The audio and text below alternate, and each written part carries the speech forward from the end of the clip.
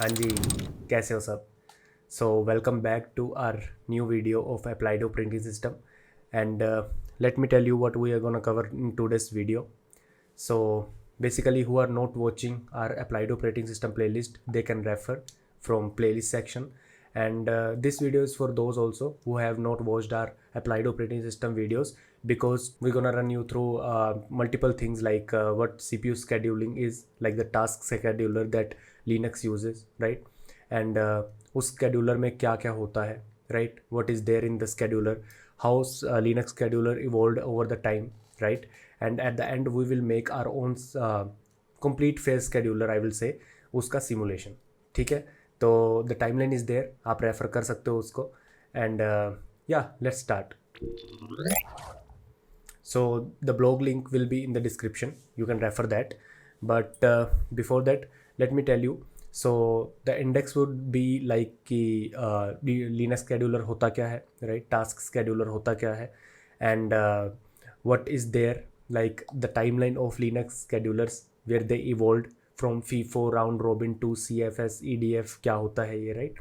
And the mathematics behind it, because the today's video is थोड़ी बहुत depth में, and you will look into what is the dahll's effect, and what is constant bandwidth server, right? And what is CBS, and after that we'll come to our implementation and results, right? So this is the blog that I'll run you through, and I will also tell you what is happening behind the scenes, right? So it will be step by step video, so nothing rocket science. You can watch the full video, and don't forget to subscribe and like and share on the Twitter, right? And there is a timeline, you can refer the code part directly, where I will be coding this simulation with you, and then I will be giving you some homework, right? Let's jump to what exactly is task scheduling. Okay, so there is a fancy math equations that I included, because when you will read research papers, I want you all to understand what all terms are there, right? And in our upcoming playlist, like applied mathematics and computer science, there we will look into the depth of mathematics and computer science in general, and you will find it really easy in future to read the research papers, right? So before that, in our upcoming playlist and videos, I will include mathematics, right?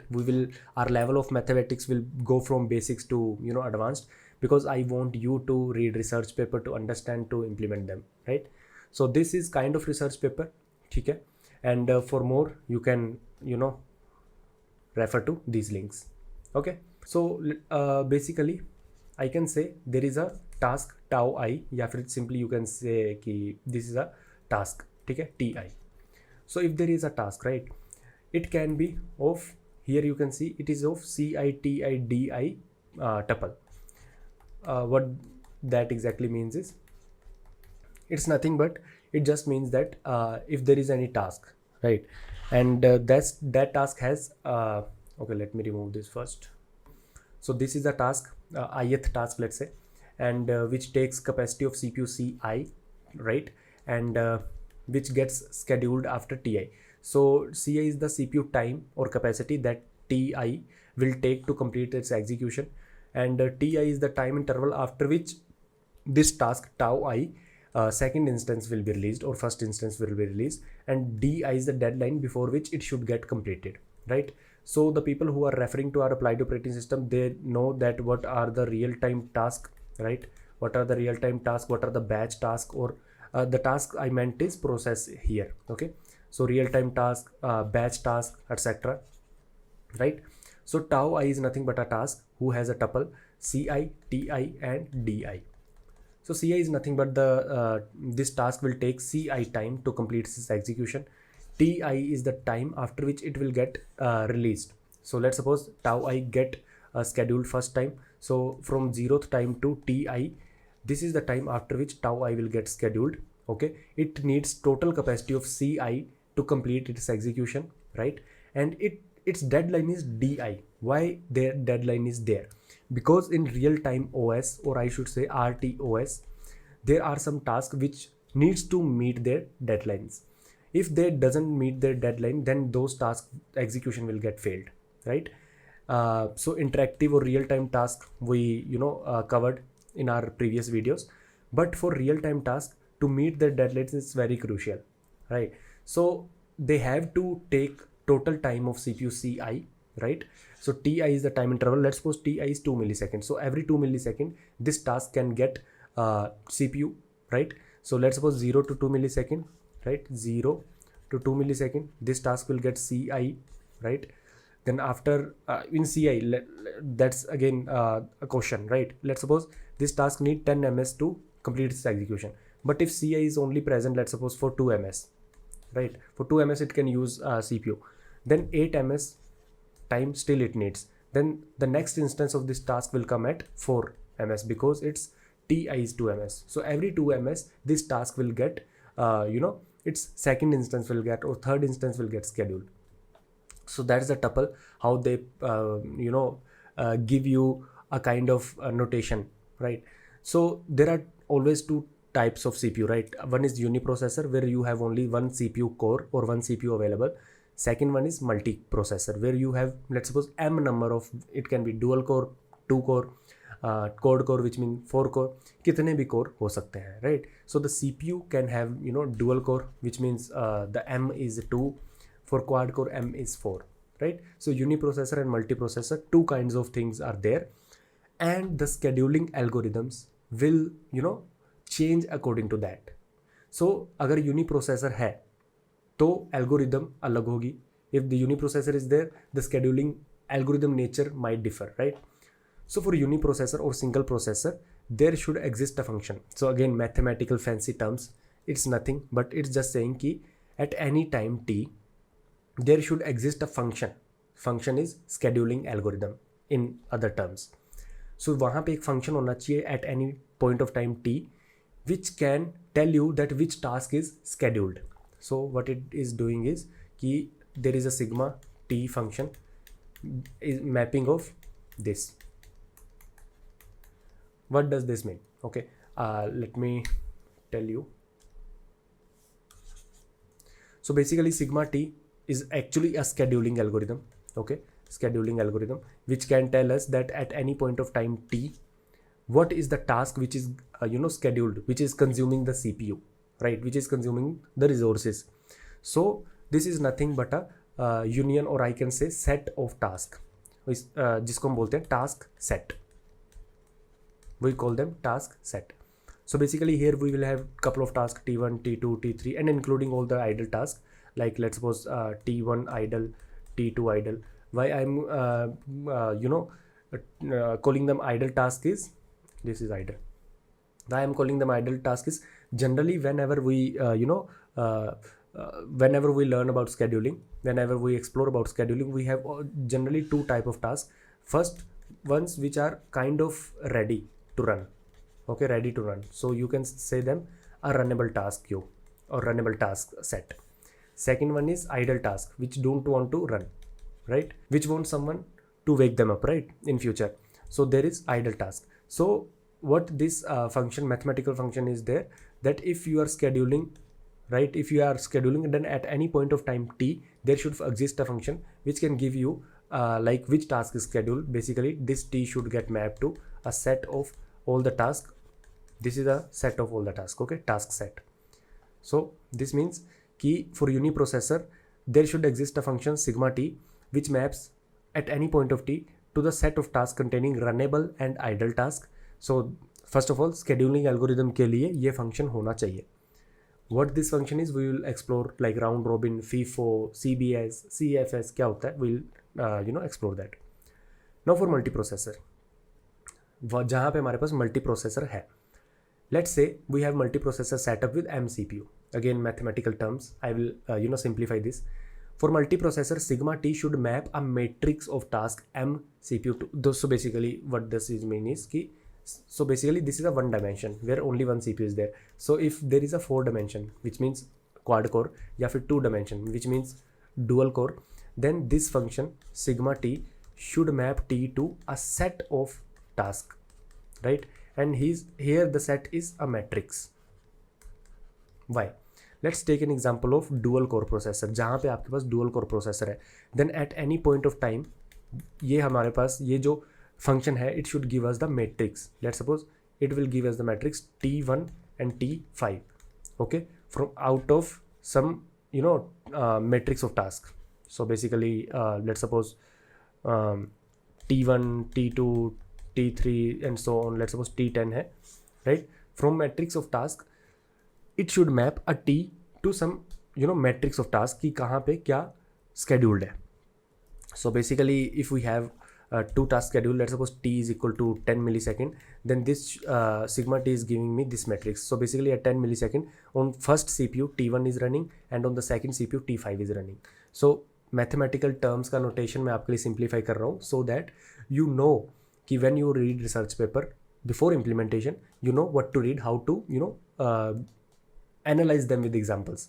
So that's what I'm trying to say. So in dual core processor this sigma will convert into matrix instead of one dimension. It will convert into 2 dimension, 4 dimension, 10 dimension, 12 dimension according to dual, quad core, hexa core, etc. Right? So for M more than one, there is two type of scheduling that we will look at, which is global scheduling and partition scheduling. What does that mean is I'll just tell you quickly. So basically there is two type of scheduling for multiprocessor. Okay, for multiprocessor there is two type of scheduling. One is global scheduling, one is partition scheduling. So this you can read from more blogs, which means is, let's suppose one is isolated scheduling. So there are tasks, let's suppose t1 t2 t3 t4, and there is one CPU 1, and there is another task set, let's suppose t5 t6 t7. So there is CPU 2. Now when task t4 is getting scheduled at this CPU 1, and after some point of time let's suppose this t4 gets back to its runnable queue, it's getting evicted from the CPU, and task 3 is running. Now t4 can't go to CPU 2 if CPU 2 is idle. That is one kind of scheduling. Another kind of scheduling is ki if t4 is back from runnable from runnable state to ready state, right? It can go to CPU 2 if CPU 2 is idle. So these are two type of scheduling. One is global scheduling, another one is partition scheduling, right? The only difference is in isolated scheduling like global scheduling and partition scheduling, the only difference is when task T4 is going from one CPU to another CPU because the second CPU was idle. जब वो एक CPU से दूसरे CPU में जा रहा था क्योंकि दूसरा CPU idle था, then what is the disadvantage is कि whenever a task context switch from one CPU to another CPU, it has to clear the cache and everything, clear cache, right, from the CPU register and जो भी है, and the stack it was using, right, everything it has to transfer to another CPU. So you have to read more about it. So why I told you the mathematical notations. So whenever you study about any algorithm, today we are studying about task scheduling algorithm, right? So you have to make sure that if I can write it in mathematical terms and come up with an algorithm or proof, right? Why? Because see, if I'll just say ki there are 3 tasks scheduled on CPU 1. If this task is again want to schedule on CPU 2 and CPU 2 is idle, scheduled on that CPU. But how will you guarantee that this kind of algorithm will work? That's where the mathematical and research paper approach comes, right? So we studied about these functions like sigma in single processor, like this is not for single processor, this like where at any point of time there should exist one algorithm or sigma t function which tells you which task is scheduled, only single t from a task set. For multiprocessor there should exist one sigma or a scheduling algorithm which tells you what are the m number of tasks running at different CPU at any point of time t. क्यों किया हमने ये?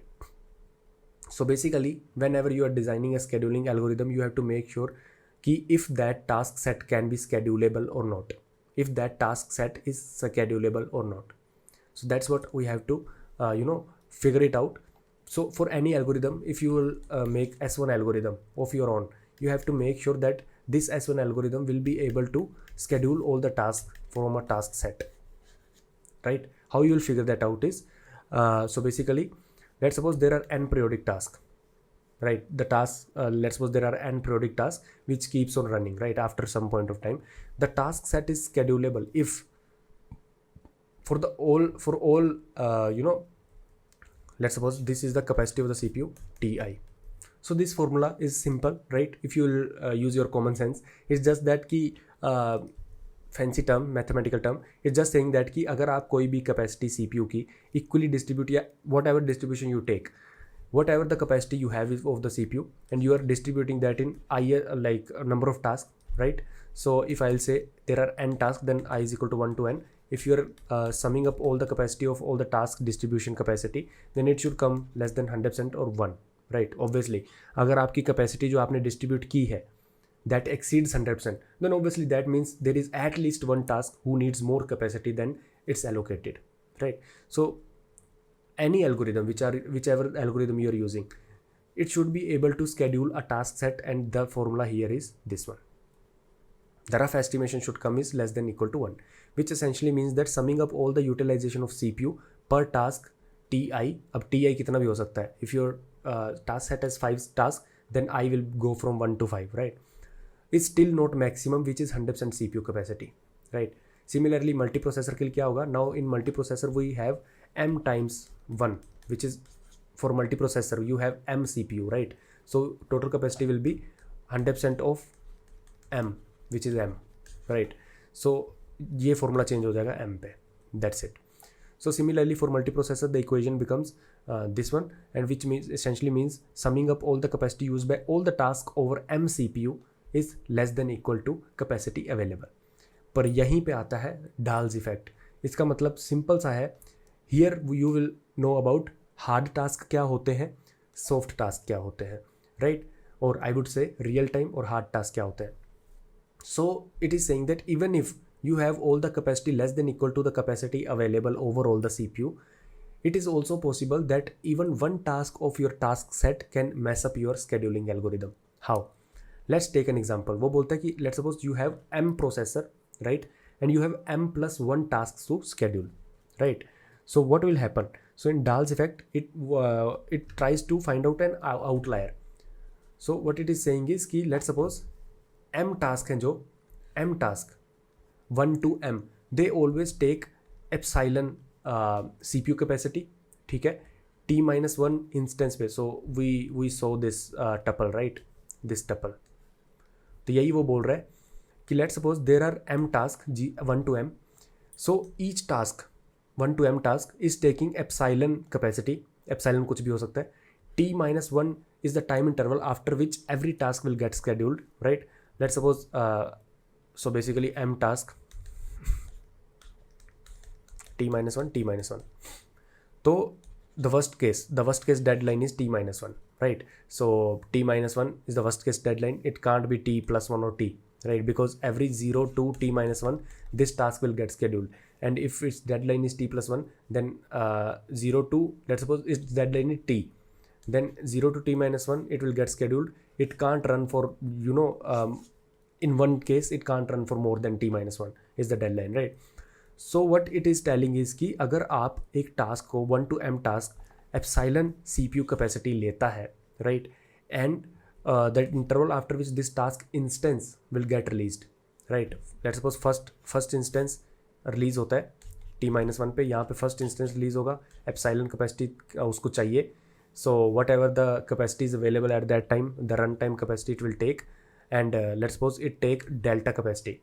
Now still epsilon minus delta, epsilon इसको total चाहिए, delta मिला, अगर more than 0 है तो इसका मतलब इसको थोड़ी और चाहिए. तो अगला इंस्टेंस इसका कब रिलीज होगा? सेकंड t-1 पे इसका अगला रिलीज होगा, राइट, इसी टास्क का. इसको अगेन कितनी अब कैपेसिटी चाहिए? एप्सिलॉन माइनस डेल्टा, ठीक है, क्या इतनी मिल पाई? So this is the kind of t-1 thing which is at every t-1 interval this task will get released, right, and it will come from ready state to runnable state. So now it is saying let's suppose 1 to m task take epsilon capacity, t-1 interval, t-1 is the deadline. Let's suppose m plus 1 task is outlier. What it is saying is m plus 1 task is taking the maximum time, okay? So it takes whatever the deadline is, it takes the exact time like the CPU capacity time or the CPU time, right? It takes the exact CPU time, right? It takes the exact CPU time, and the deadline is also t. So this is called hard deadline task. Let's suppose किसी task की deadline है 10 ms and it also wants to take 10 ms CPU, right? CPU time. So that is called hard deadline task and it's also getting released at t time. So what will happen is, अब हम calculate करते हैं CI/TI, ठीक है? सो CI/TI 1 to m task था, तो सीधा सीधा हो जाएगा m times CI is epsilon, TI is T-1, TI is T-1, right? The interval plus जो m+1 टास्क है, ये तो m टास्क था, सीधा सीधा आ गया. जो लास्ट वाला m+1 टास्क है दैट विल हैव 1 टाइम, क्योंकि एक ही है. Epsilon here is T divided by T, so it will be m times epsilon divided by T-1 +1. Now जिसने भी थोड़ा सा मैथ्स किया है, if epsilon will approach to, see here, if epsilon will approach to 0, मतलब epsilon will approach to 0 का मतलब क्या है? ऐसे टास्क जिसको बहुत ही कम टाइम चाहिए CPU का रन होने के लिए, बहुत ही कम टाइम चाहिए, वो टास्क है. और एक टास्क ऐसा है जिसको बहुत ज़्यादा टाइम चाहिए, right? That is hard deadline task. So epsilon approach जैसे जैसे 0 को करेगा, which means all the task are quick executing task. m task quick executing task है जिसको CPU फटाफट, दे कैन CPU कैन फटाफट schedule them. But there is one task which takes all the capacity, hard deadline task. So जैसे जैसे epsilon 0 को approach करेगा, वैसे वैसे ये जो हमारा ये आया है ना CI/TI, it will approach to 1. मतलब एक टास्क, एक outlier can mess up your scheduling algorithm. So that is Dahll's effect. That's why whenever you make a scheduling algorithm, you always want to make sure that CI/TI on an average for all kind of task set is honored. Basically it should be less than equal to m, right? Or for uniprocessor it should be less than equal to 1, right? So this is what I was trying to say, ki in this case EDF, so there is one scheduling algorithm which is EDF, earliest deadline first, जिसकी भी deadline, so this is the deadline, right? जिसकी भी deadline कम से कम पड़ी हुई है, so there is dynamic deadline, वो आगे आएगा. जिसकी भी deadline कम से कम बची हुई है, right? That task will get scheduled first. That is what EDF is. So EDF is saying earliest deadline first, and RM. So your homework is to read more about RM, rate monotonic, and EDF. There are two kind of scheduling algorithms. Cannot be used here. So basically these are the real time scheduling algorithm. So जो भी real time task होते हैं, real time task, batch task हमने सब किया हुआ है. So real time task होते हैं जो फटाफट एग्जीक्यूट होते हैं, जिनका एप्सिलॉन 0 अप्रोच हो रहा है. They need a very CPU capacity, small CPU capacity. So for them EDF and whatever RM works fine, but for hard limit task it can't, right? So क्योंकि EDF और जो भी है वो हमेशा क्विक टास्क को रन करेगा, and the hard task which is making your this scheduling algorithm approaching to 1 will mess up your scheduling algorithm. Hence even if utilization is less than what we want, but it doesn't guarantee if task is schedulable, task set is schedulable. Therefore algorithms like EDF and RM are applicable for only soft task. The task which are soft is exact, like there is just a normal difference, which is there is no hard deadline task. Like here for this task m+1th task, it need T CPU capacity time, right? T time of CPU, and deadline is also T. So that's what hard task is. So that's where constant bandwidth server algorithm comes. So constant bandwidth server क्या बोलता है? वो बोलता है कि I will make sure that every task get its proportion of CPU time at at regular interval, and I will also throttle the priority of the task. अगर कोई task जिसको मैं जितना टाइम दे रहा हूँ उससे ज़्यादा टाइम ले रहा है रन होने के लिए, I will throttle its priority so that every task will get its fair time of fair runnable time, right? So let's suppose constant bandwidth server is used for hard limit task, where it ensures that task meets their deadline by allocating a constant bandwidth to them dynamically runtime पे. It allocates capacity that a task can use and periodic interval after which task instance can run. So basically, let's suppose there is a tuple here, a new tuple comes which is at every task will get its tuple which is qi and pi. ठीक है. So in other words, अगर कोई tau आई task है will allocated a maximum run time, उसको maximum run time allocate होगा qi, इतने time के लिए वो रन कर सकता है after every period of pi. Let's suppose qi is 4 ms, pi is 2 ms. 2 ms के बाद, हर एक 2 ms के बाद इसको मैक्सिमम रन टाइम मिलेगा 4 ms का. That is what CBS allocates earlier to every task. ठीक है. If tau I wants to run more than allocated QI, अगर टाउ आई कोई भी टास्क है उसको 2 ms से ज़्यादा रन करना है, let's suppose it wants to run for 10 ms but the allocated bandwidth is 2 ms, then this task is not a kind of priority task, it wants more time. So what we will do is then algorithm throttles or decreases its priority because this is a task which will take more time and it can affect other tasks which are in pipeline. So qj upon pj, again the formula will change. Guaranteed to receive qi at every pi interval. ठीक है. हर एक P I interval पे उसको इतनी capacity मिलेगी and हर एक task जो भी कैपेसिटी मिलेगी, टोटल जितने भी टास्क हैं सबको सम कर दो, it should come less than equal to 1. That is our scheduling base case. Each task dynamic deadline is maintained. अब यही मेन चीज़ है जो है dynamic deadline, right. Dynamic deadline से क्या होता है, each task will know how much time, after how much time it will run and what is the deadline, right. Is maintained and throttled according to the history and allocated bandwidth. Each task dynamic deadline is maintained and throttled according to the history and allocated bandwidth. For MCPU or cores, global scheduling, this should be like the formula will change and CBS guarantee. कैसे guarantee करता है? So pseudo code मैं आपको बताता हूँ इसका. So CBS is constant bandwidth server, ठीक है, which gives one is dynamic scheduling. कोई भी ith टास्क है टाउ आई, उसके लिए मैं आपको सूडो कोड बता रहा हूँ. So there is a dynamic scheduling, ठीक है, and there is basically what it is called is की QI, the capacity of task, right. So it will be given as 0 initially, दोनों 0 होंगे. And there are only 2 step. If task is woken up, जब task जगता है from idle state to runnable state और runnable state to ready state to runnable state, जब भी task run होने जाता है, then what this algorithm will do, it will check 2 step. If deadline whatever the time is, I am checking at T time कुछ भी हो सकता है, current time. If deadline is more than T, which means this task has still time to complete its execution, because let's suppose t is 10 ms. At 10 millisecond I am checking what is the deadline of this task. It is saying 20 ms. It means 10 millisecond हो गए हैं, it still have more 10 ms, right. 10 ms is elapsed, 10 ms time is elapsed already, right. What is the remaining time is 10 ms only. So there is still some time in its deadline, so it means it can run, like this task can run, right. So here you can see, so the formula will become QI, what is the total capacity the task needs, right, upon, so ये 0 नहीं होगा, ये 0 होगा, okay. Okay, QI upon DI minus T, यही है DI minus T.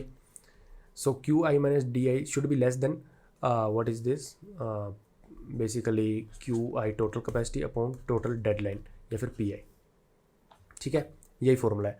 So this is the if, first if. Second else is कि अगर इसमें से ये नहीं होता, राइट, सो क्या होगा, DIS लेस देन T, मतलब डेडलाइन इस टास्क की जा चुकी है. Now what will do is will just throttle और will change its deadline. So क्या होगा, DIS should be, T time तो जा चुका है, like T time is already lapsed, plus whatever the deadline this task has at the initial state, it will add that T plus PI, right. And QI will be reset to its maximum capacity whatever it needs. So दो step है. First step is if task needs deadline, whatever the deadline of task is allocated, क्या वो deadline अभी भी बची हुई है. I started one project assignment, क्या assignment की अभी भी deadline है, अगर है तो मैं assignment करूँगा, अगर deadline नहीं है तो मैं अपने प्रोफेसर को कहूँगा कि please increase please postpone the submission date or deadline. That's what is happening here. If deadline is still there, fine, ये फॉर्मूला ऑब्वियसली अप्लाई हो जाएगा. But if deadline is already elapse, let's suppose deadline थी 5 ms की, time हो रहा है 10 ms, अभी current time 10 ms lapse हो चुका है. इसका मतलब now I will add more deadline to the task which is already lapsed time plus the total deadline that task had at the beginning. ठीक है, उसके पास लेट्स सपोज डेडलाइन शुरू में दी थी हमने 5 ms, ठीक है, और 10 ms हो गए हैं, तो 10 ms plus 5 ms, now it's new deadline is 15 ms, right, अगर टी ऑलरेडी 10 ms हो चुका है तो. And the capacity will always need qi because it is the first time this task is gonna run and it still needs qi capacity, right. अगर वो थोड़ा पहले से रन हो गया है तो उसका कैपेसिटी कुछ कम हो गया होगा. So this is again you have to read, ठीक है. तो यहाँ पे लिखा हुआ है this ensures that when task wake up it will get its share of CPU after the allotted weighted time, but if task wants to run more than, let's suppose मैंने अभी इसको कितना दिया है, QI कैपेसिटी दिया है, right, like after T plus PI time in second case, right. First case में तो obviously it's fine. After T plus PI time, it will get QI of capacity. Now at that point, जब T plus PI time आ जाएगा, when T plus PI time will arrive, it will get whatever the capacity is available. Let's suppose at T plus PI time, let's suppose third case is, now the time is T plus PI. Now it should get QI capacity, right? But let's suppose it's only able to run for delta capacity because see, CPU capacity is not constant. It can't guarantee always QI, but the maximum capacity it can guarantee, right? So let's suppose it got delta only, right? And it ran for whatever the time it was given, right, with the deadline. Now deadline will be, if deadline is, so deadline will be again D plus whatever PI, and its capacity, new capacity will come as QI minus delta, right?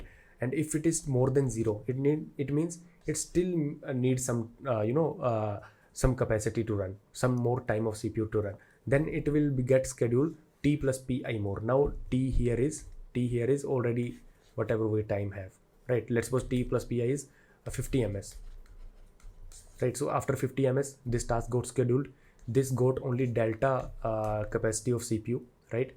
Now the next time its deadline will be changed.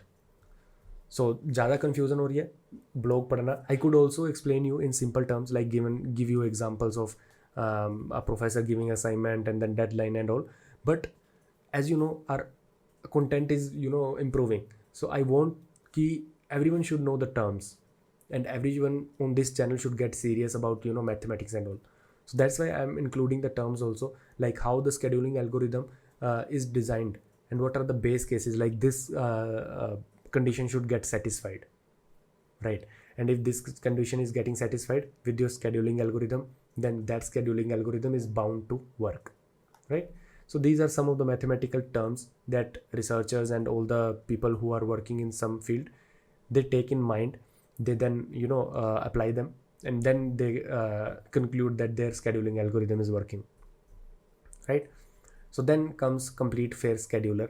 So CFS algorithm is nothing but it guarantees again the fair schedule, fair share of CPU or resources to each task. So CFS is an algorithm which can be used in general to schedule the task instead of CBS, which is favorable for real time task. तो CBS क्या होता है? It makes sure कि जो भी task को deadline दे दी गई है, the real time task, they are able to complete their execution under the deadline. And it keeps on run time पे deadline, dynamic deadline ये बनाते रहता है task का, so that each task will meet its deadline, right? But the condition here is CFS doesn't care about that. CFS just care about if all the process should get the fair share of their resources, right? So it's not favorable for real-time task.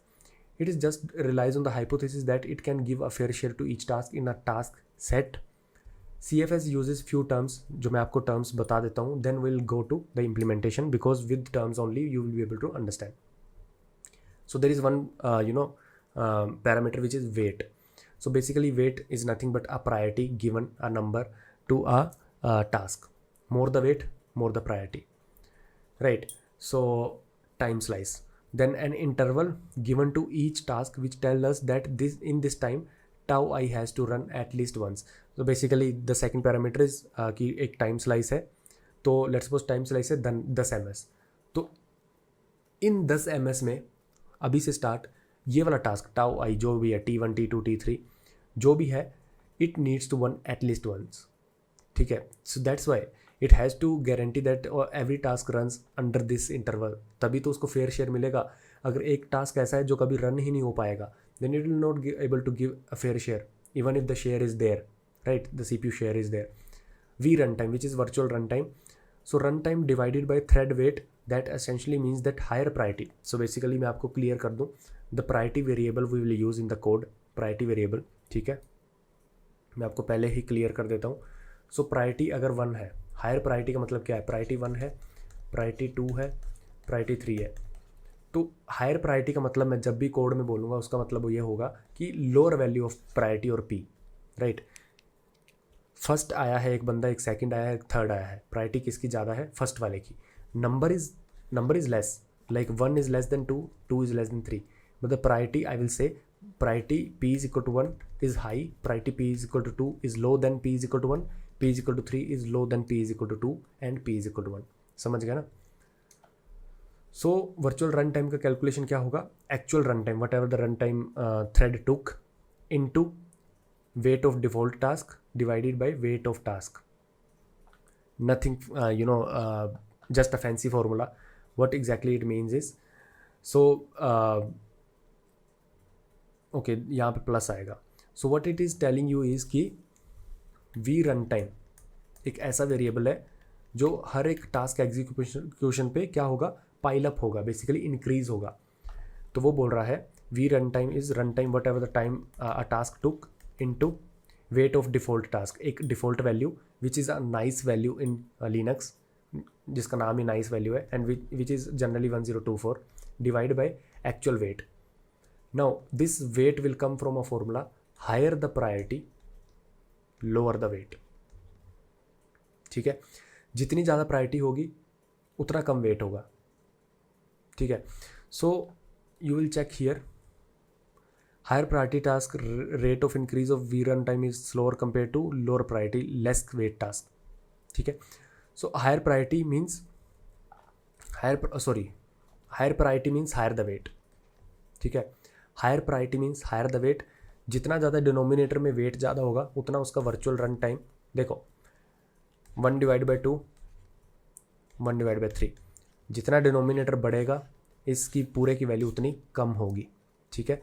तो wait जितना बढ़ेगा उतनी इसकी value कम होगी, जितनी इसकी value कम होगी उतना वर्चुअल रन टाइम में एडिशन कम होगा.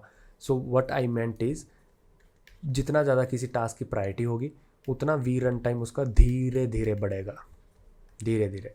जिसकी प्रायोरिटी बहुत ज़्यादा है उसका वी रन टाइम बहुत ही धीरे धीरे बढ़ेगा, और जिसकी प्रायोरिटी बिल्कुल ही कम है उसका वी रन टाइम बहुत जल्दी बढ़ेगा. How it will happen is through the formulas, मैं वो बता देता हूँ. So now comes the part where we made our own toy CFS simulator. We made a simulation where our CFS complete phase scheduler picks up the task from a runnable queue of basically task, and there are two type of task. One is IO bound, जो लोग हमारा applied operating system कर रहे हैं, they know what IO bound and CPU bound tasks are. At t is equal to 0, every task has some v runtime, okay. Some random values of are given basically. मैं 0 नहीं देना चाहता, random value दी है so that divide by 0 मेरे code में error ना आए. And v runtime increases like this. So this is the example. At t0 I push all the tasks to the runnable queue from where my CFS scheduler will pick up the task, give it a time to run, take it back, again put into the queue. That is what scheduler does, right? So at t0 push all the task into runnable queue having both CPU and IO task, right? So my algorithm, whatever our simulation will do is कि it will make a queue, ठीक है, it will make a queue, it will put all the processes or task, both processes nature will be IO and CPU bound both, right, multiple like the mixture of the task, and then I will do v runtime calculation. How v runtime calculation will go is this. So I will calculate weight first, right, weight first. So this is the priority. I told you, जितनी ज़्यादा जिस task की priority है, ज़्यादा का मतलब समझ रहे हो, p is equal to 1 is more as compare to p is equal to 2. So priority की actual value, the actual value priority is less, but I am calling that high priority in English, right? So more the priority, which means basically value of priority is less, but higher priority means weight उतना ज़्यादा आएगा. Higher, जितना priority ज़्यादा किसी task का उतना wait ज़्यादा आएगा. जितना वेट ज़्यादा आएगा, दिस डिनोमिनेटर विल इंक्रीज, उतना वी रन टाइम में एडिशन कम होगा. So more the priority, high priority वाले टास्क का वी रन टाइम धीरे धीरे बढ़ेगा at every execution of that task. Low priority वाले टास्क का वी रन टाइम जल्दी जल्दी बढ़ेगा. That is the crux of our simulation and that's it. See, which means higher task priority, which actually means lower value of priority variable, will give higher value of weight. Higher value of weight will slowly increase the v run time of that task. So this is the pseudo code. ठीक है? So this is the whatever we have task in our queue, right? We'll try to pick it up. Our for loop will pick task one by one. If task is CPU bound, it will run CPU task function, this. If it is a IO task, it will run this task, this function. Although function name alag alag hai, I will correct this in blog, but okay.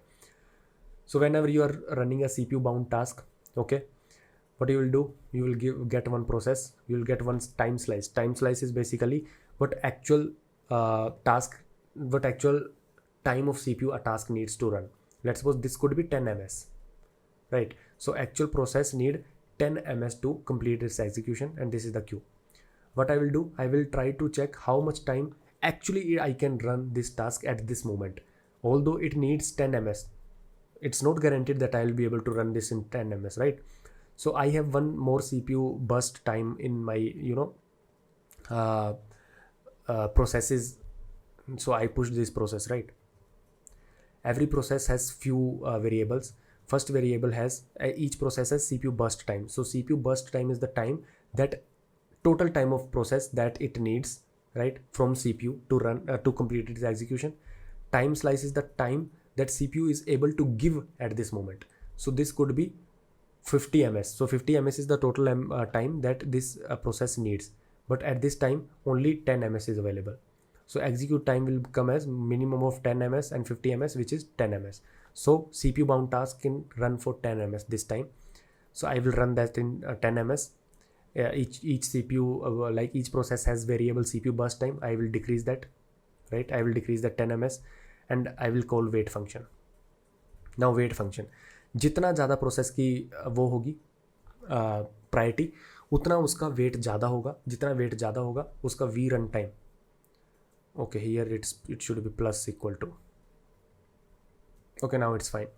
So it's basically CPU bound, so its v runtime will will increase by lower amount because its priority is more, right? So I will check if CPU burst time is still more than 0, which means I decrease the CPU burst time here. If it is more than 0, which means task still needs, task को अभी भी time है. Let's suppose उसको 10 ms चाहिए, 50 ms चाहिए थे, but it only took 10 ms. Now 40 ms is still the time it needs to complete its execution, so still I have to push it back to the queue. Second is run IO bound task. So basically IO is nothing but it will wait. So IO task is nothing but I will sleep the thread for IO wait time. It will accept IO wait time, right? So it will wait, wait for the user input, ठीक है, because IO का मतलब ही वही है, user input या फिर file से data read कर रहा है कुछ भी.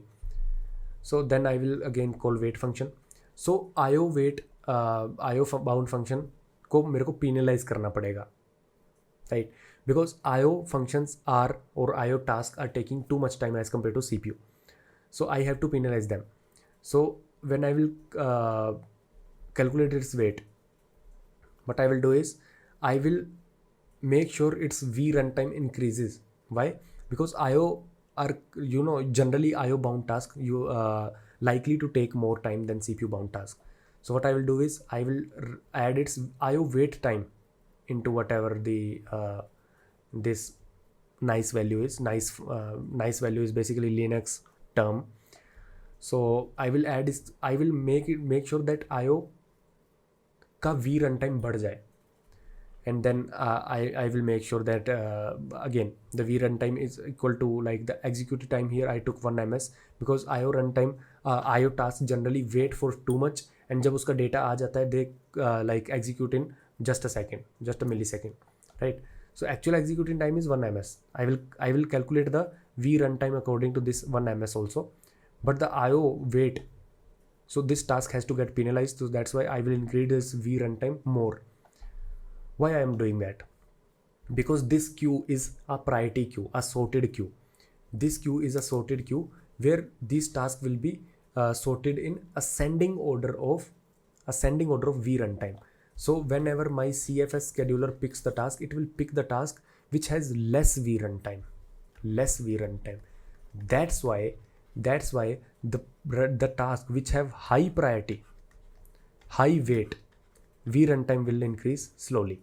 So the high priority task will always have more chances to get picked from the CFS scheduler than the low priority, and its v runtime will increase. So our queue is sorted according to v runtime. So जिसका v runtime ज़्यादा है वो पीछे चला जाएगा और वो कभी pick नहीं होगा. In actual CFS it's like implemented using red black trees, and red black tree is nothing but a priority queue. ठीक है, जिनको पता है priority queue is nothing but a queue, sorted queue.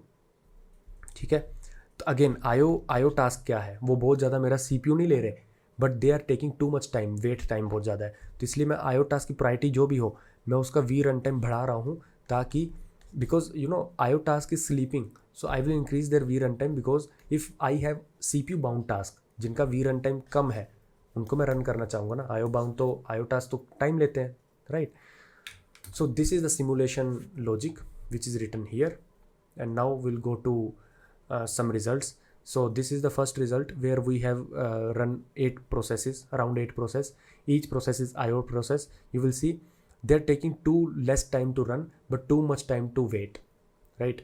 And second simulation is all of the tasks are CPU tasks, and जो ये सबसे पहला task है it has the very high priority, ठीक है, very high priority, and CPU burst time बहुत कम है, ठीक है. सो इसने क्या किया, बहुत ज़्यादा प्रायोरिटी है, वी रन टाइम इसका बहुत ज़्यादा धीरे धीरे बढ़ेगा. मेरी क्यू में वी रन टाइम जिसका सबसे कम होता है उसको मैं पहले पिक करता हूँ. So I always picks up the task which has lowest v run time. So I always pick up the high priority because basically priority is linked with v run time. So this task will complete this execution instantly. Although everyone is getting fair share of CPU, right? But the priority is throttling the priority such that it will give more priority to the task who are more likely to run quickly. So these are two simulations, like first one is for IO task, second one is all the tasks are CPU tasks. Now I will give you the code, you can do the experiments, right? You can change the CPU task nature like IO bound, CPU bound. You can change their initial v runtime at t0 whatever the task is starting, right? You can change their parameters, you can change their CPU burst time, like the total time जो task को चाहिए to complete their execution, right? So you can change that. Let's code this. So basically I will be using one package. You'll get the code link here, first one. Okay, so basically this is a person who makes a great great libraries and all for CPP and Golang and etc. So I have just pasted its JSON, his JSON library, which is nothing but I will read a JSON file of processes, so that the people who know, like there is something called serialization, deserialization. So I want to make sure to so basically I have, let's suppose here, resources process.json. So I will paste some process here, right? So this is a normal JSON file, right? This is a normal JSON file with each process as PID, right? Process ID. I need a process ID to plot the graphs. I have v runtime, some runtime you can initialize. I have the priority, you can ignore this process state. I have CPU burst time, the total time this process will take to run. I have the process nature, CPU bound, IO bound. There are two nature, so IO bound and CPU bound. So this is the file. So now I want to use this file to create my structs in CPP, right? How to do that? I will make sure to convert this So I will process service.cpp. Okay, so process service.hpp, basically header file of C++, and the people who are following us like the applied operating system, they know we used to do this, right?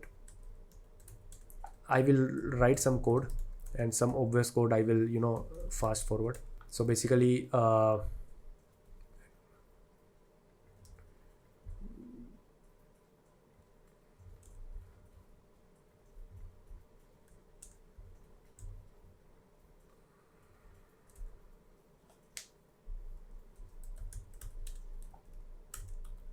okay, so basically I've included that JSON HPP file also, right? So using JSON is equals to, this is nothing but I'm using their basically namespace, right? Here you can see, right? So I have process, basically enum process nature,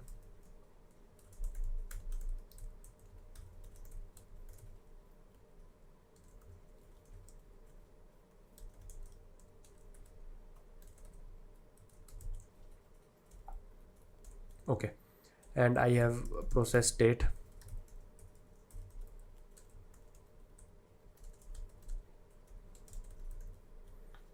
actually I will not use this counter. Actually I kept this counter earlier to make sure, to track the timeline, like this process got scheduled at, let's suppose itne time pe, and ended at itne time pe, or I wanted to count how many times, but in plot you can see how many times it got scheduled, so it's fine. So struct process, I need PID, process ID,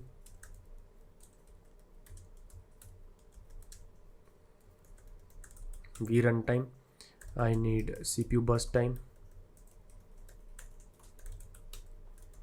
I need priority, and I need process state, and I need process nature.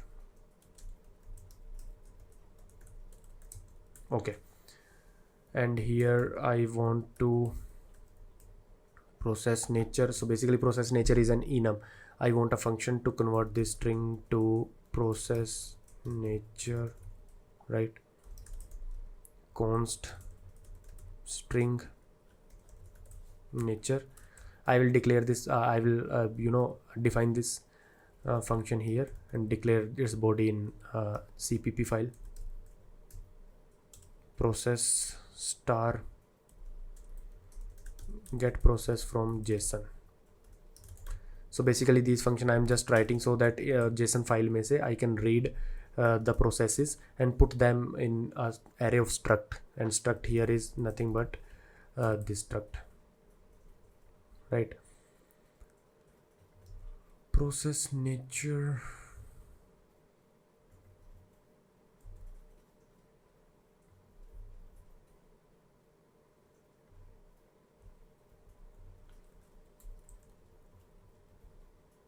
okay, vector,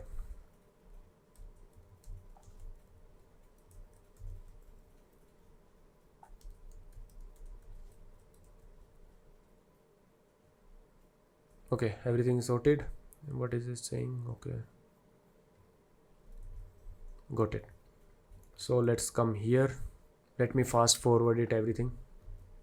Okay, so basically this function I have declared string to process nature. What it is doing is nothing but ये accept करेगा nature, and it will make sure कि अगर nature is CPU bound.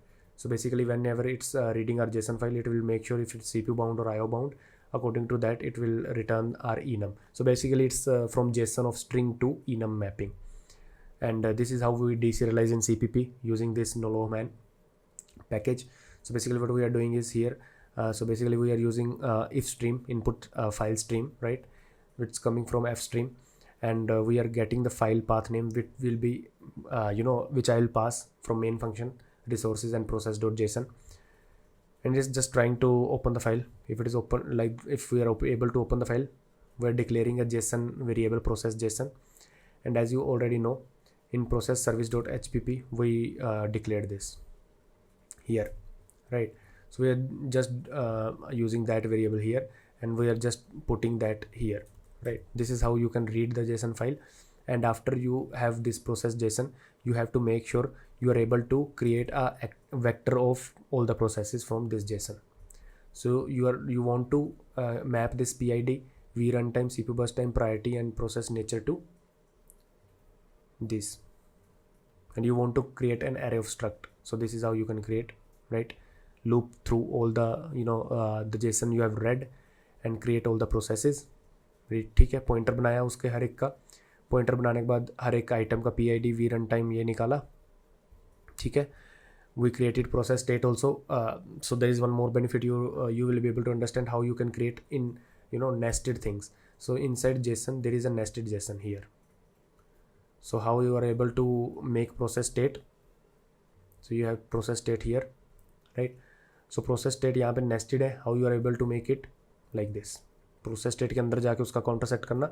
And the people who are wondering that I am using arrow here and dot here.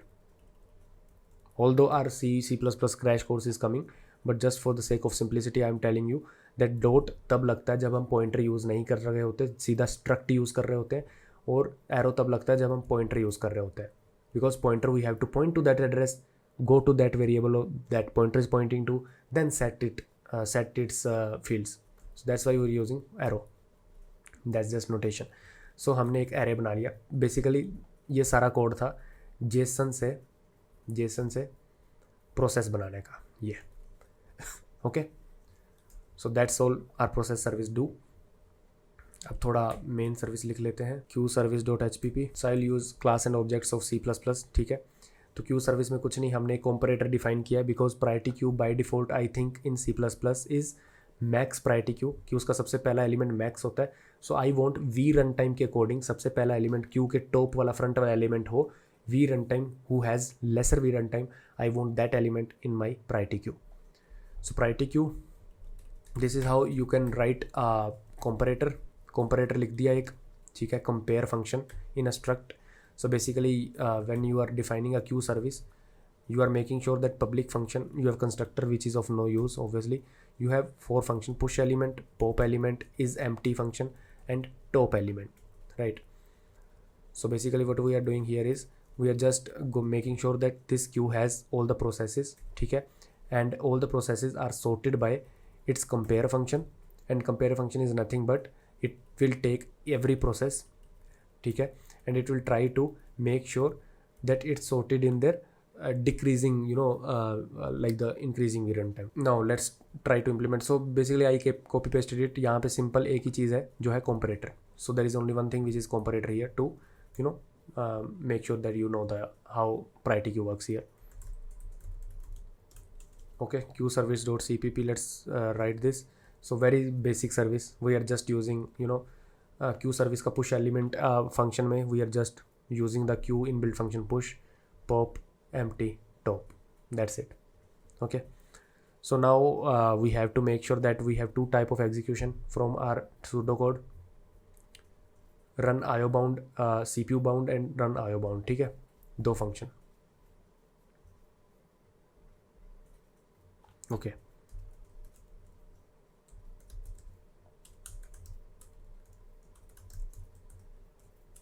So in my pseudocode I have already defined, right?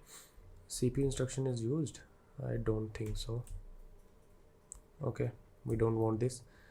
We need a wait function, ठीक है. We need a function which execute the process, right? That's it. अब कर लेते हैं CPU bound process execution dot cpp, ठीक है. इसमें क्या होगा, basically we are just using the nice number जो मैंने पहले बताया था. You have a weight function where higher the priority. Again किसी की हायर प्रायोरिटी होने का मतलब सिंपल सा ये है कि उसका प्रायोरिटी वेरिएबल की वैल्यू लो है.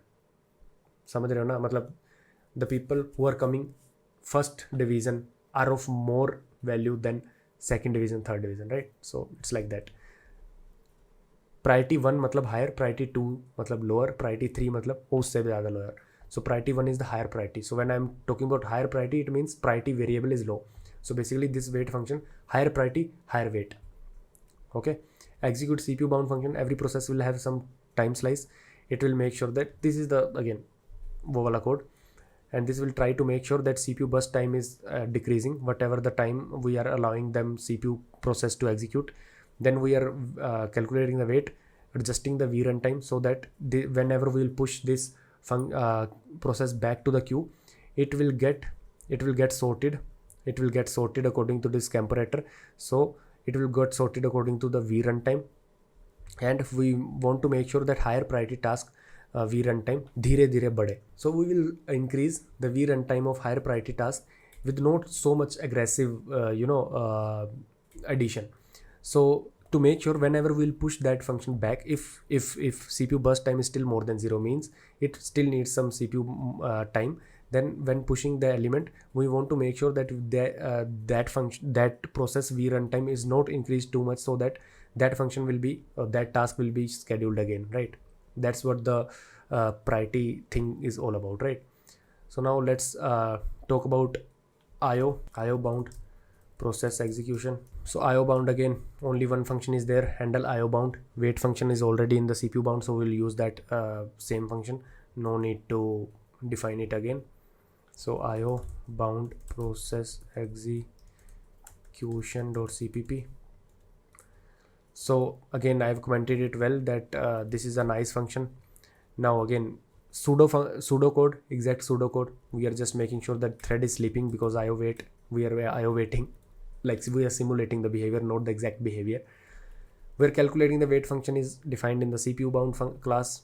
We are making sure that it's waiting more, so we want to increase v runtime more aggressive for IO bound task because we want to penalize the task more. Now we also want to make sure that we assumed that CPU runtime, the execute time, will be very less for IO bound, and wait time is way more than 1 ms. So we are also making sure that whenever it will take execute time of 1 ms, we are making sure that CPU burst time is also decreased using execute time. And so though this v runtime will not make any difference than this, because IO wait time here is way more than other calculations. So we'll check if this CPU burst time is still there for IO bound task, then we'll push that element back again to the queue, right? This is IO bound task execution. And then we have, like, we want to plot the result, our simulation. For that we want something called process log, which will just keep which will make sure that our process start time, end time, PID, so that we'll be able to plot graphs like this, right? So process ID 1 2 3 4 5 6 7 8, and this is the time, start time, end time. So this we want to log the process. Okay, now we want to make sure that our CFS, the scheduler who will make everything happen, is here. So we have our CFS will do two things. First one is it will create process log. जो जैसे process our task or process will get scheduled, it will make sure it is making some CSV file so that we can plot our simulation, and its main function is schedule.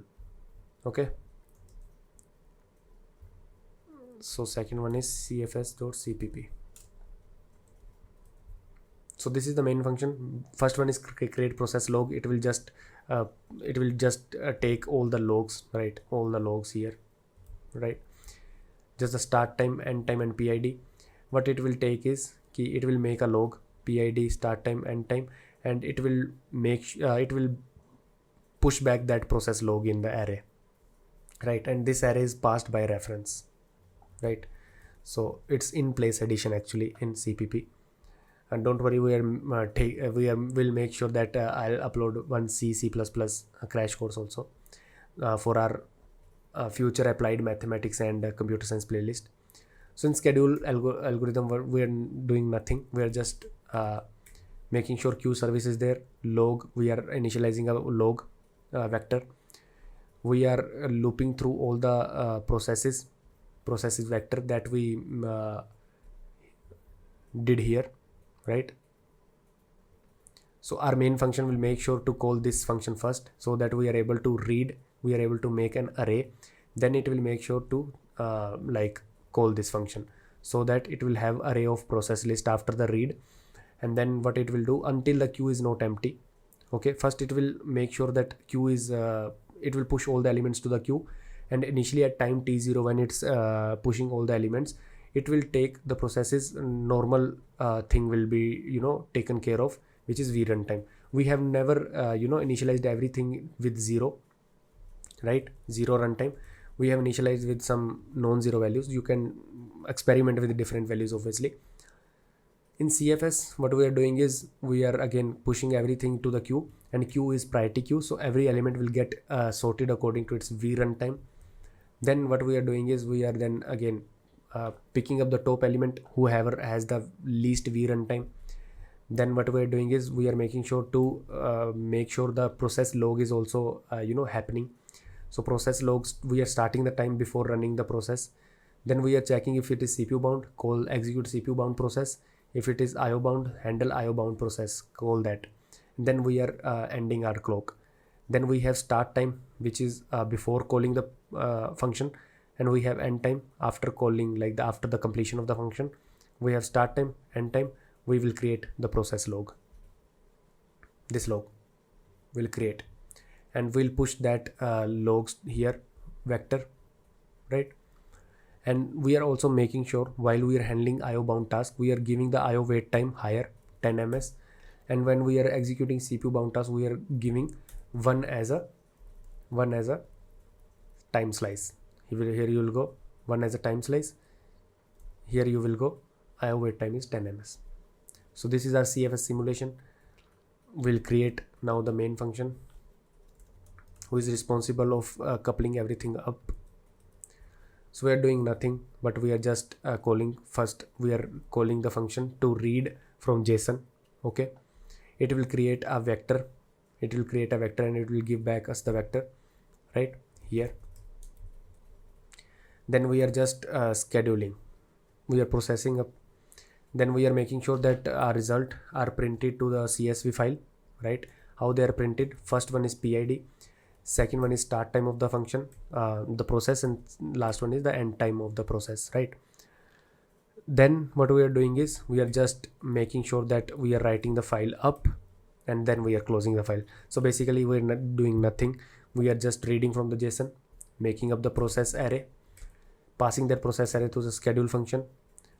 Okay, so one by one it will pick a process from the array. It will make initial priority queue. Then priority queue, it will take one by one process, make sure handle it, then make sure log the process, right? And then return the logs. So we'll get our logs here. Then from these logs vector, we'll make output of CSV file. So let me write a simple Python script, plot.py. I have just took the help of DeepSeek, ChatGPT. I don't know how to write the script in Python, but you'll get in the description. Process schedule.csv is the file that it will create here. Okay, process schedule.csv, and it will make sure that it will upload the file, right? It will upload the CSV. Cool. So now let's make our CMake. Again, our crash course is coming in C++. We'll make project there also, and we're gonna make sure that we tell you how to write CMake files also. So CMake is nothing but operating system specific, which is not OS dependent actually.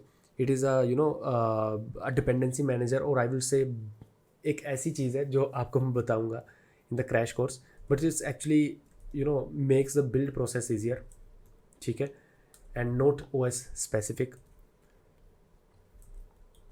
Even if you will ask ChatGPT what is it will explain everything, what function I'm using. Okay, but it's not worth explaining because everything will be explained in the course. So again, what you have to do is you first have to create your Python virtual environment, right? So I think how to create virtual environment, just take the help of internet, and it will create virtual environment like this. My env I created. So then I will activate my virtual environment first. Source my env bin activate. Now what I will do is I will go to build directory. Okay, and I will make sure that everything is removed first in the build directory. If build directory is not created, make sure you create build directory here, right? I will remove everything first, then I will make cmake, then I will run make.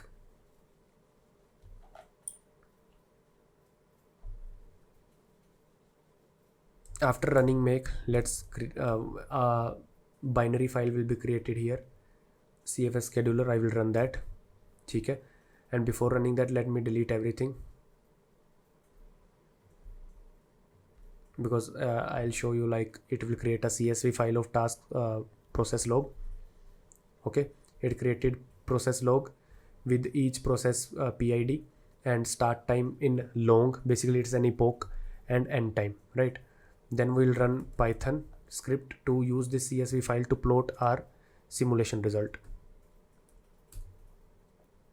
Okay, I have to come back, Python plot. So it created something like this, right? So what is happening is, let me explain. So every task here, if we'll go here, resources process JSON, every task is CPU bound. First task is of higher priority, higher weight value, lower increase of v runtime, right? So v runtime here will increase slowly. So if you will see, this task should get again and again scheduled. So this task is scheduling again, its execution is completed. Now the task who have less priority is again scheduling lesser as compared to others. So you can, plot the results accordingly. So if I, let me experiment 1-2 times. Let me make sure every v runtime starts from 0. Let's see what happens. So that we'll see what v runtime addition is happening, how what is the pace of v runtime increase of the tasks, right? Okay, let me save it, go to build, remove everything, and then cmake, make,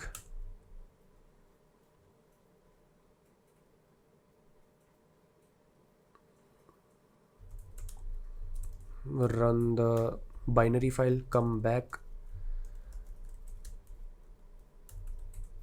make, okay, let me plot. Now again the result is same, right? So let me check what was the priority. So priority was 1, 2, 3, 3, 5, 8, 10, 3. So second process has priority of more as compared to, like, first one obviously has the higher priority. So relatively second one has the higher priority other than the first one, right? So second one completed its execution, like it got scheduled again and again. Fourth one also scheduled again and again. Let's check what is the priority of fourth. 3, just after the second process, right? So it's again scheduled again and again. See, so now I want you to switch these functions to IO bound and check what will happen. Mix them up, make more processes, write good readme on this, right? Make sure you make this CFS more natural. How you can extend this project is, you can again change the weight function. You can change the weight function, right? You can change the CFS. So basically we are telling every so if you'll go CFS at CPP, you're telling every CPU bound process to take one slice, like 1 MSS time slice, and every IO bound task to take 10 MSS IO wait time. When you will go and read on the internet, you will actually find how dynamically this time can be adjusted, right? This time slice, and how IO time, wait time you can adjust. So these things you can look on the internet. So this was it from me for today, right? मिलते हैं अगली video में, और पसंद आया तो Twitter पर share करना। तब तक लिए बाय बाय।